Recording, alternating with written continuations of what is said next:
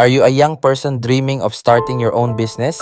Embrace the excitement and challenges that lie ahead. The journey begins with a spark of an idea, something that ignites your passion and allows your creativity to flourish. This idea can transform into a reality, opening doors to a world of possibilities.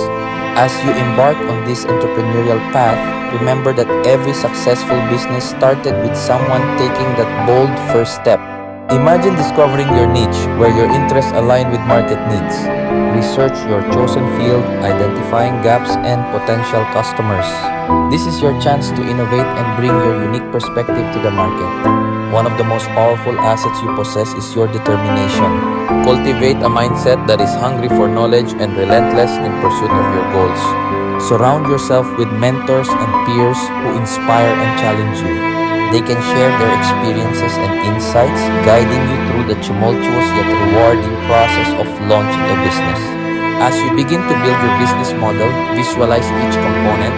Picture yourself drafting a solid plan outlining your vision, mission, and financial projections. These elements form the foundation of your business, guiding your decisions as you take action. It's essential to remain flexible and adaptable, ready to pivot in response to feedback and changing circumstances. Marketing is key to getting your message out there. Consider how to create a powerful brand that resonates with your target audience. Envisage your marketing strategies unfolding, whether through engaging social media campaigns or compelling storytelling in your advertising. Each interaction strengthens your connection with potential customers, solidifying their trust and loyalty. Your journey will not be without obstacles. Challenges are part of growth.